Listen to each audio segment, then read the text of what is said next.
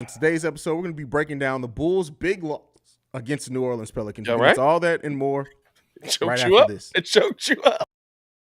You are Locked On Bulls, your daily podcast on the Chicago Bulls, part of the Locked On Podcast Network, your team every day.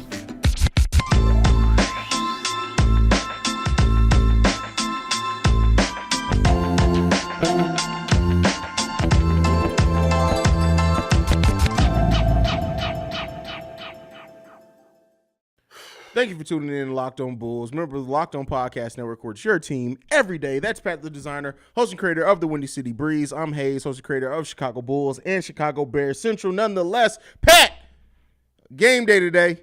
We don't have a Bulls win to talk about. You know why? Because the Bulls got smoked in the second half of this game. Coming out after they went into the half only down by 5 points, played pretty well. There was a lot of optimism to come into the second half with.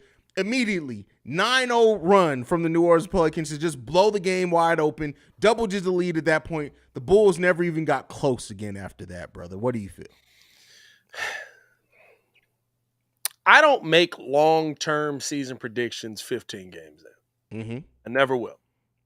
I know there's a lot of people that are already doing that. I know there's a lot of Bulls fans that are going to tune into this live call that are already there, right? Fire Billy Donovan, get him out of here. He shouldn't be the coach. I'm not going to make long-term predictions. But what I will say is this. There are things that happen in the short term that if they don't get addressed, will absolutely continue to happen in the long term and will be the main issue of this team.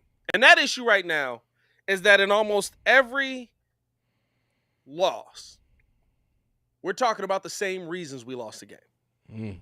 We're not improving on any of those reasons. In the last two losses, the Chicago Bulls literally look like a team that didn't have any heart. And it's not even that they didn't have heart, right? And here's the one thing that I really, really, really am concerned about. It's that they showed me that they have the ability to do it until they get their heart broken. The first half of that basketball game, up until about the 3-minute mark, I thought the Bulls did a great job closing out on shots. I thought the Bulls did a great job keeping hands in the face. I thought the Bulls defensively did a great job forcing the Pelicans to take tough shots. And the Pelicans hit it. I don't know if the Bulls know this or not, but the dudes on the other side of the court are get paid to play basketball too. They're pretty good. You can't let your spirit get broken because Brandon Ingram is cashing out on you. You can't let your spirit get broken because Trey Murphy is cashing out on you. Now, what I will say is maybe DeMar close out a little bit quicker on Trey Murphy. Listen, DeMar's defense is way worse. It's atrocious, bro. It's the worst I've seen in his career. Bro, DeMar literally looks like DeMar looks at people like, oh man, listen, I ain't even worried about it, bro. Like that's what it looks like he does, man. What he did to Trey, bro, he did that to fam. Listen, we all, if you're a hooper, you know, right? How many you give him? How many what? How many shots you give somebody? I give you two. Yeah. We said at the same time, I give you two. Yeah. After two, clearly you hot. After two, clearly that shot is wet right now. Hand in the face, please. Just that's all I'm asking. I'm not asking you to read a full-on defensive scheme and make sure you're playing up and then jump back and be Lonzo Ball covering the center and then you got to get out to the guard. Two. He knocked down two in the first 3 minutes of the game.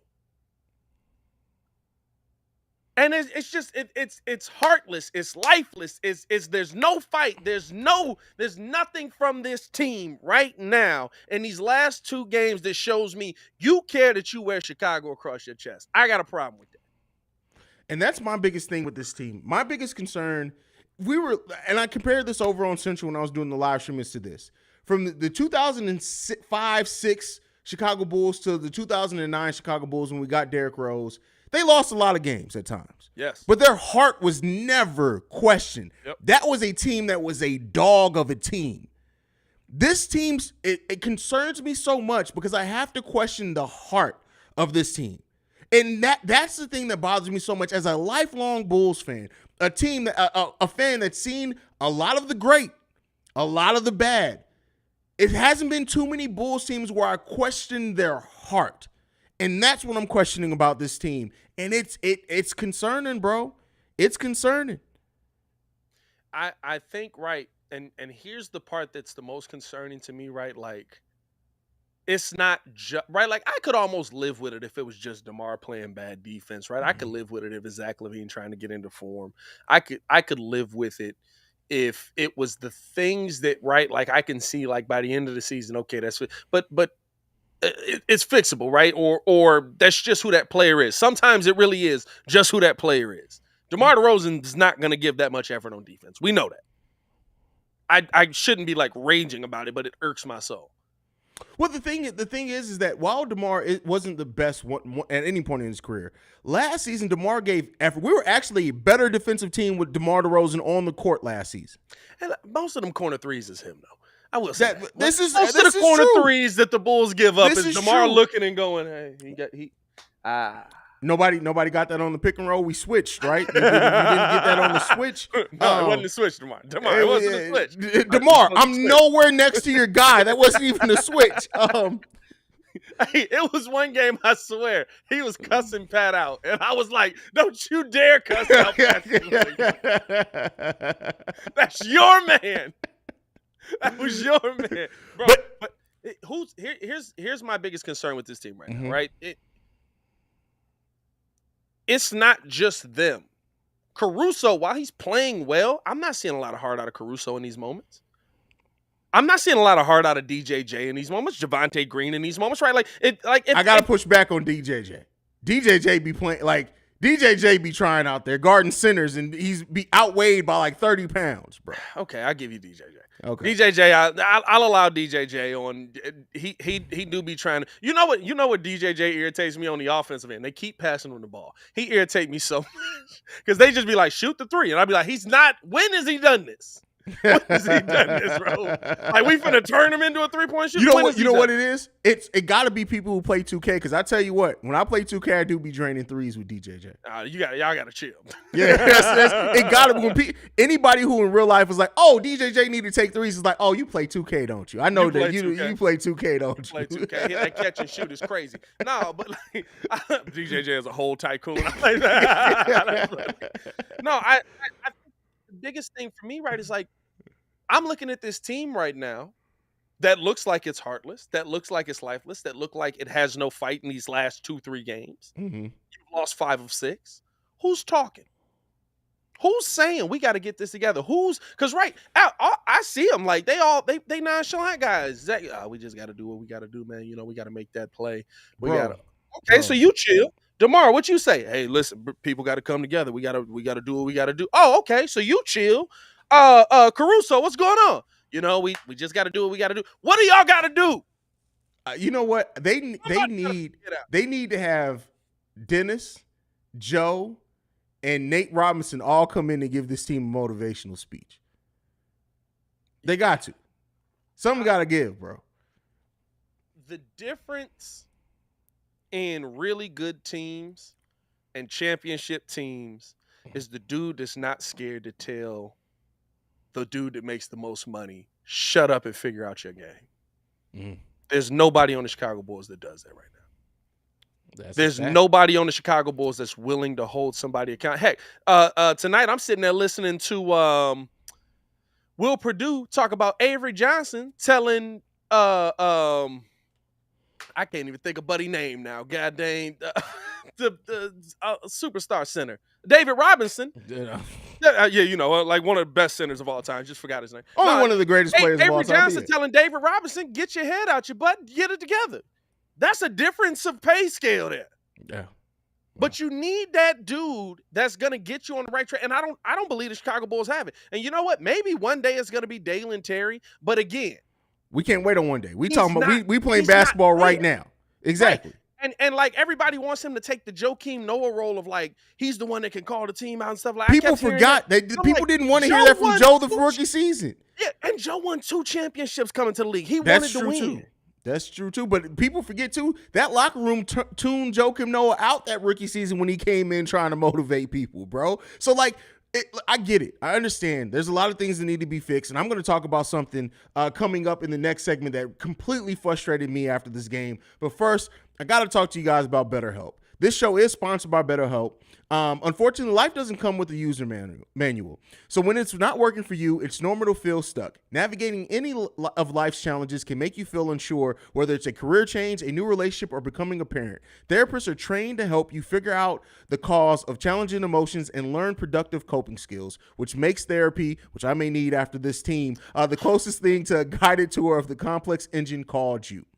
Whether or not you've been in therapy personally, as the world's largest therapy service, BetterHelp has matched 3 million people with professionally licensed and vetted therapists available 100% online. Plus, it's affordable. Just fill out the brief questionnaire to match with the therapist. If things aren't clicking, you can easily switch to a new therapist anytime. It couldn't be simpler. No waiting rooms, no traffic, no endless searching for the right therapist. Learn more and save 10% off your first month at betterhelp.com/LockedOnNBA. That's BetterHelp, HELP.com/LockedOnNBA.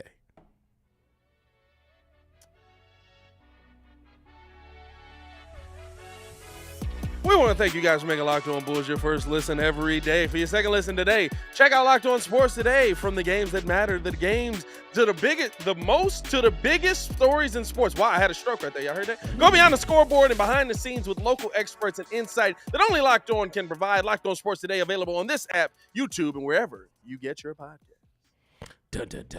All right, Pat. One of the things that frustrated me the most, literally right before I started streaming over on Central after the game, the last image that I saw was Zach LaVine on the sideline smiling. And when I tell you, that sent me into a rage that I haven't felt in quite a while. And is it irrational? Yes. Is it placed in being a fan of the team and the team losing? Absolutely. But I need to ask you this question, bro. At what point, how bad does it have to get this season? Not to say necessarily Zach LaVine, but before AK and Eversley have to look and say whether it's the coaching staff, whether it's a player, whether it's the players, whether it's something, that a change needs to be made? Has to be in the mentality. If you don't see the mentality change, and I'm gonna be honest with you, we can say that it's Billy Donovan. He's not inspiring them to play, or I'm sorry, like the NBA is not Hoosiers. The NBA is not freaking Remember the Titans. It's not Glory Road. It's just not. If you're not inspired to play, if you're not inspired to go out there and play with some pride, play with some respect for the city that you play for, play with some love for the team that you play for. Like, real talk. Like, I seen the same thing after the game, right? And I'm not saying that Zach LaVine is back there happy that he lost, right? But I know for a fact we're showing more emotion than they are about this loss. We're showing more fury than they are about this loss. And the reason I know that is because they looked exactly in this loss like they looked in the last loss. And if I had just got my butt kicked by 30, I'd be pissed coming into this game. Oh, I'd have cooked it, bro. When you talk about the best teams, when you talk about, like, there's a fear. Remember, I mean, it still happens, right? But remember, like, the moments where you be like, what happened in the last game for the Golden State Warriors? Oh man, they D'd up. They got D'd up real bad, and they shut them down. They shot 27% from the 3-point line, and you would just be like, "God dang it, we got pissed Steph Curry and Klay Thompson coming into this mug. Now we got to get out there." Like, at the end of the day, there has to be a leader on this team that's willing to come into a game pissed off that something happened in the last game and make a change.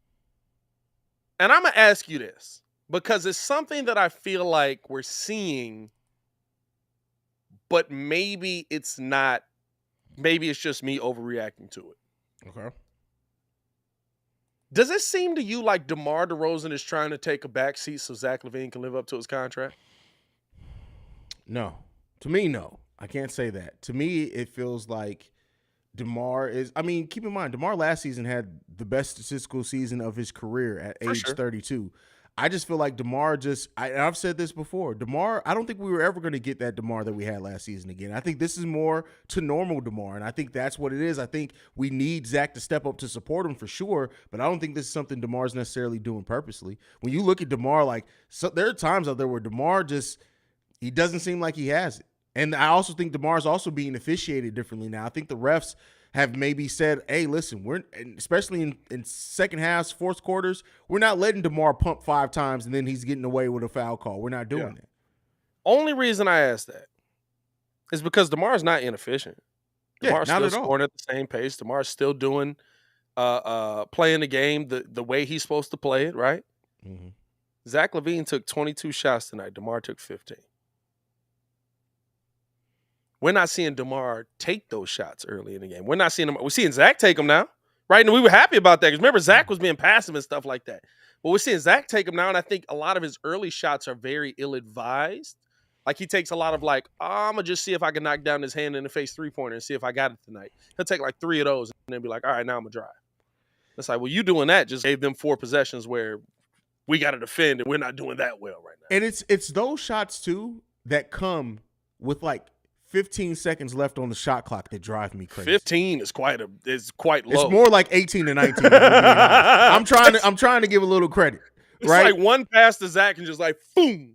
Bro, and I'm not listen, if you're knocking them down, I'm not mad at it. Well, but you're not knocking them down right now. What's Zach LaVine shooting for the season from the 3-point line? What?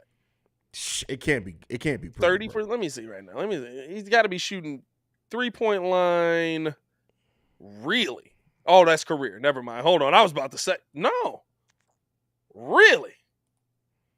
He must have had a hot game. Let's say he's shooting 38%. 38% from the free throw line, which is good enough for the third highest percentage of his career. I can't feel that. I don't feel that at all, bro. I don't feel it. I tell you this. Feel it at all. The teams he's playing against don't either. And that's the problem, right? And the one thing that I will say is that he's probably fixing his shooting percentage in those random hot fourth quarters. It gotta be, bro. You know what I mean? Those random, he got a spark in the fourth quarter. It's gotta be it. Because I say this, the numbers in this game do not tell you the story of this game. For sure. DeMar DeRozan did not look good tonight. He got 28 points. Zach LaVine did not look good tonight. He's got 25 points. That's not the story of this team tonight. That's not the team we watched tonight at all. Yeah. I don't know, bro. It's so much that I look at this team and rightfully so. I'm sorry. People can say, well, it's not all on Zach, and it's not, right? It's not. But you are the highest paid player in franchise history. And right now, you're looking like a competent Denzel Valentine. And that's not going to cut it. It's not going to cut it. No, 100%. It's not going to cut it. And so that's messed up. I don't know about 100%. A competent Denzel Valentine is what I think I'm trying to listen through the rage, and so I keep coming back. And I'm like, Jesus Christ, wait. That's rage. A little far. But I also want to say in this is that at some point, whether I don't know if it's the coaching staff, I don't know if it's the players, I don't know. But the Ayo Dosunmu and Patrick Williams getting under double-digit shot attempts has to stop. Has to stop. Teams are zeroing in and know what DeMar and Zach are going to do. When they're not going and Zach isn't hitting the ball efficiently, we need to see we need to see Ayo and Patrick Williams get up some more shots. It has to come at some point. Especially if this season keeps going the way that it's going, you got to try something different. And Ayo seems poised to take it. Seems like he's in a better position to kind of take on more of a scoring load. He's not going to pass up some shots. But Patrick Williams and Ayo Dosunmu combining 4 for 9 of this game, which isn't a bad percentage at all. But the fact that 2 of your starters combined get 9 points, and these players are very much the future of your team in a lot of ways. Ayo's going to be here a lot longer than DeMar DeRozan is going to be here. And I'm not saying that means that DeMar should only be getting 5 shots, but it means that you have to prepare yourself for when DeMar's not going to be here by developing the offense in these young players, and we're not seeing it be done. And for me, right, what's the system that's telling them not to shoot? What's the system that's keeping them from putting shots up? I want to know if it's Billy and the system, or because here's the one thing that I do know. The Bulls are in the bottom of the league in field goal attempts. 3-point attempts, not field goal. Are we bottom Field goal attempts. We are too? 25th in the NBA. That's wild. At least last I checked. It might have changed after tonight's game. But we were very low in the NBA. So, like, clearly somebody can be getting some more shots in this mug.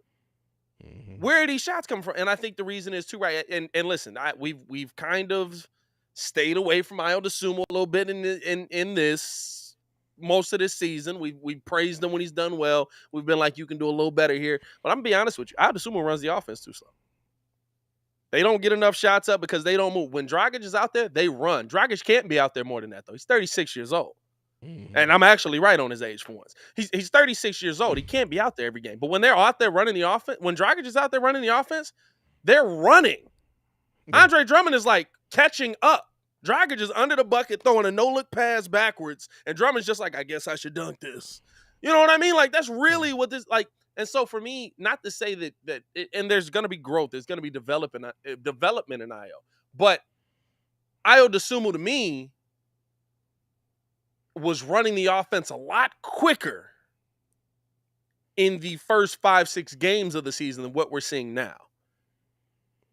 And I'm wondering if maybe he got his, I don't know, dog. Like, did he get his confidence knocked down? I don't know what it is. I don't know what it is, but the offense just looks slower to me now. That's fair. I wonder. I have to look up some stats to see if we can get some statistics that prove that the pace with Ayo on and off the court. But yeah, I tell you what, the eye test, it backs up what you're saying. Yeah, it's just, yeah. And listen, I could be 100% wrong based on the numbers, but when I see like the field goal discrepancy, and I see, right, like even in these low, slow it down games, you're seeing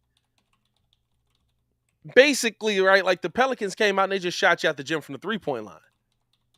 But that's consistent. We keep having teams shoot really high percentages against us from the 3-point line. So maybe we need to get some more shots up to make up for our struggles at the 3-point line with our young player or with our mid-range dominant players. You know what I mean? So I don't know. I need to see a little bit of a change. I mean, in this third segment, we definitely got to break down Billy Donovan a little bit more in depth. I mean, I feel like we've broken down Billy Donovan every game of the season, just with adjustments and stuff like that. But before we do that, man, we want to tell you guys about Sweat Block. Listen, Rebecca would watch her teenage daughter suffer through low self-esteem caused by embarrassing sweat. Rebecca got a text after her teen's first use of Sweat Block saying, "I'm not sweating." They both cried tears of joy. She was able to fix her problems with Sweat Block. What is Sweat Block? Sweat Block are wipes, and they're your little secret to confidence. The Sweat Block wipes work for up to 7 days per use. Apply them on a Sunday, and you will stay dry all week. Now, Haize, I will say this, right? Listen, I'm not a guy that likes to throw the personal story in there, but at the end of the day, I'm a sweaty dude. It works.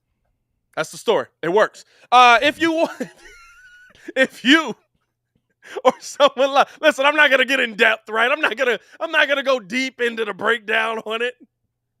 But I say that you see this sweater? It's not, no stain, no pit stain.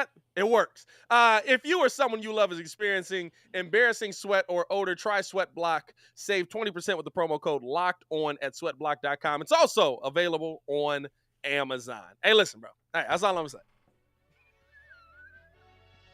It's the best read ever. Come on, dog. Oh man, that is hilarious. Hey, bro, listen. Wow. You ever seen them episodes where I'm just sitting there and I'm breaking down the game like this? Yeah. Sweating.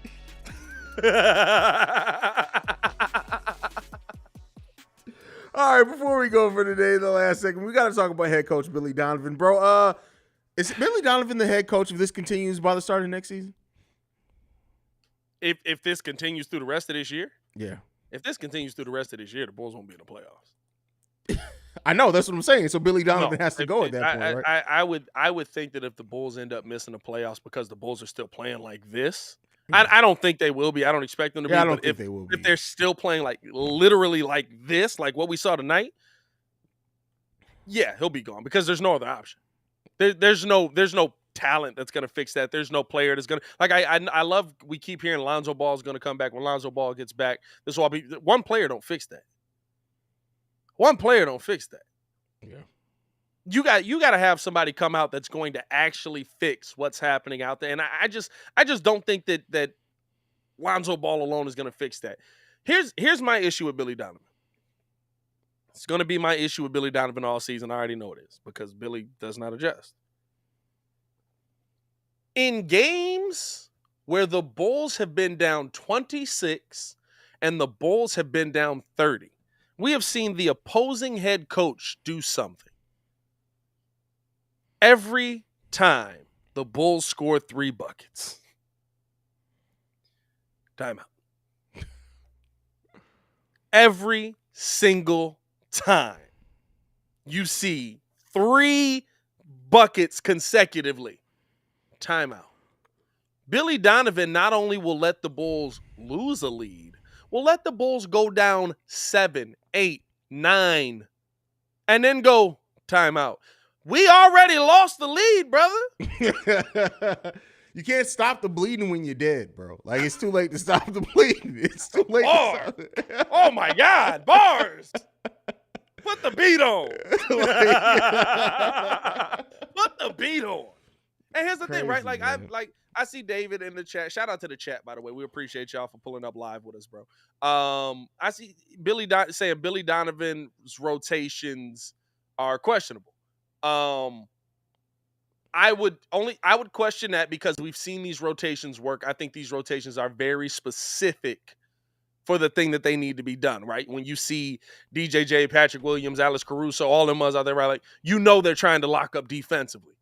When you see Zach LaVine, Dragic, DeMar DeRozan, Vooch, you know they're trying to score points. I think it's very specific rotations. I do think he takes way too long to switch those rotations, but I don't have a problem with his rotations. What I do have a problem with is him not taking a more active role in stopping the bleeding.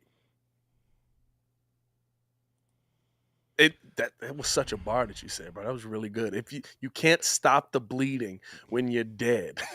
That was a straight bar. That's what it really feels like Billy Donovan be trying to do. It's like, it's too late, bro. It's too late. It's done. Yeah. It's done. And so, like, the fact of the matter is this, is that Billy Donovan, I said this over on Central 2. He's not a bad coach. He's not a great coach. No, he's a good coach. That's what he is. But even with that being said, just because you're a good coach doesn't mean you're good for this team. And we may have seen the point to where the shelf life of Billy Donovan is starting to run. Maybe, and I'm just saying maybe, this season could be still too early in the season to make that determination. Yeah. But it could be, it's possible. It's possible that we could be seeing that maybe Billy Donovan isn't the coach to get the most out of this team. But at the end of the day, like I said, it's way too early to make that decision. I know some Bulls fans are already calling for Billy Donovan to be on the hot seat, be fired, and I understand the frustration in that. But we'll have to see how it plays out over the course of the season. But maybe there's an outside chance that may just be the case. I think here's the thing. Mm-hmm. Billy Donovan might be the coach for this team. But none of us realistically think this team is going to win an NBA championship. We don't know if we have that player yet, right? Like we hope that Zach LaVine does become that player, does become that level of player, does take that step. But we haven't seen that this season to start. Not to say it won't happen. I'm pretty sure that Zach LaVine will be one of the top scorers in the NBA when it's all said and done, and he will affect winning on this team. But Billy Donovan, to me, might not be the coach of the team that has the player that can take that step to take the Bulls to an NBA championship. Well, yeah, I've said that for a while now, that I don't think whenever we do reach the mountaintop, Billy Donovan won't be the head coach.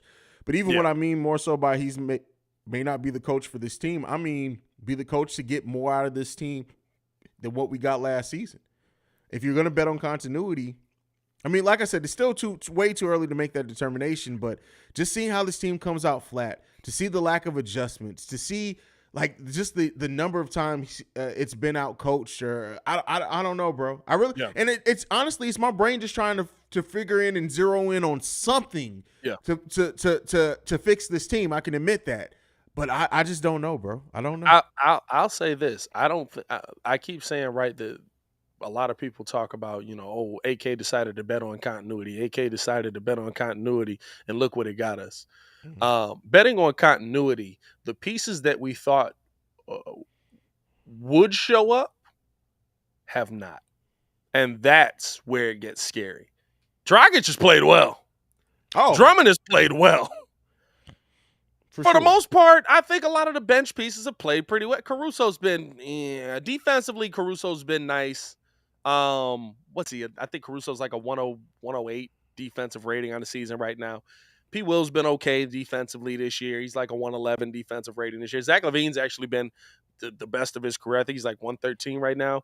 But the problem is, right, like on the other end, Zach LaVine hasn't been there the entire season. The entire game. DeMar DeRozan hasn't played well the entire game. Nikola Vucevic hasn't played well the entire game. Apparently, anytime he sees Valanciunas, it's just like, oh, it's a cook show about to happen.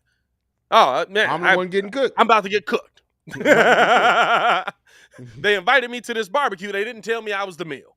Like that's how Vucci be looking versus Jonas Valanciunas, bro. So there's so much to fix right now, but I don't think any of the issue is talent. I think all of the issue is mentality. Yeah, I mean, this team has talent for sure. The talent's there. This is how this talent is eventually going to come together, or lack thereof coming together. That's really going to determine what the story of this team ends up being in totality. But they gotta figure some crap out, bro. They really gotta figure some stuff out, because as this continues on, bro, it's like, oh man, it's we in for a heck of a season is all I can say, bro. And speaking of, this is Vooch every time he sees Valanciunas. Barbecue. He's about to get cooked. He's about to get cooked. He knows he's about to get cooked. Maybe that's not throw a Foghorn Leghorn on there. I feel like Foghorn Leghorn when you rewatch some of them episodes is pretty racist. Bro. maybe on the one there's NBA this show whole YouTube channel that's dedicated to adult jokes and kid shows. Oh, bro, I watched it for an hour and a half on Sunday, bro. I was just like, wow. Like, he threw for the podcast. He threw Foghorn Leghorn on the screen. I just feel like on the one show on Locked On the NBA side that's got the two black guys. Maybe let's leave Foghorn Leghorn. We can't show Foghorn Leghorn. Let's leave Foghorn out of it. You know what I mean? All right, we'll leave Foghorn. There's more than one way to cook a chicken. What? But no, that's how Vooch be looking, by the way. But no, I at the end of the day, right, I'm not to the point where I think this team is dead for the season, but I am to the point where I'm concerned about who's going to change the mentality of this team. And I'm going to tell y'all this right now. It can't be the dude that's missed a year of basketball. Exactly. Not a season, a year of playing basketball. It can't be the dude. Yeah, I mean? It won't be. Let's not even say it won't be the dude. It won't be the dude. Yeah. Here's an interesting question before we get out of here. Okay. What's y'all take on Billy's small ball lineup? I've said this before. I'm very vocal on this. What else is he? Billy Donovan is playing the best players on the roster. Like that's why I like asking that question. Like at the end of the day, like what do you want? It's no diss to you two. There's no other option. Yeah, like honestly, and you can't make a reasonable explanation to play Tony Bradley to me, because I'm just not. I'm going to assume that you don't want. What you mean? Tony Bradley got out. He won the 3-point contest. He got in the corner and was like, "I heard Haize was talking ash." Oh man, listen. We gotta get Tony Bradley on the show just so he can be like, "I hate you." Oh, bro, Tony Bradley is. I don't even know you, and I hate you. If he goes back and be like, let me see what they said about me after some of my performances. Don't let him find Chicago Bulls Central. He's gonna be like, oh no, I'm not going on these dudes. He finds Chicago Bulls Central. He'll never talk to you about it. Yeah, never at all. He sees the Windy City Breeze. He's gonna be like, why are they laughing about me getting picked up? Man, it's Steven Adams. Yeah, don't worry about it. Don't worry about it. Nah, man. I got nothing else, bro. I mean, at the end of the day, we gonna be right back here Friday.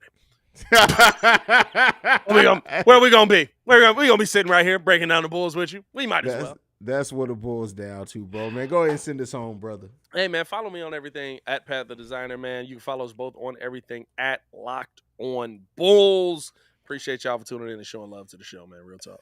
Absolutely. You can follow me at CEO Haize, the CEO Haize. And thank you for making Locked On Bulls your first listen. Now, for your next listen, check out Locked On Sports Today, the biggest stories of the day, plus instant reactions, big game recaps, and the take of the day. Available on the Odyssey app, YouTube, and wherever you get your podcasts. That's Pat the Designer. I'm Haize. This is Locked On Bulls. We out. We will see you guys tomorrow. Peace, y'all. Yeah. That was like a radio DJ.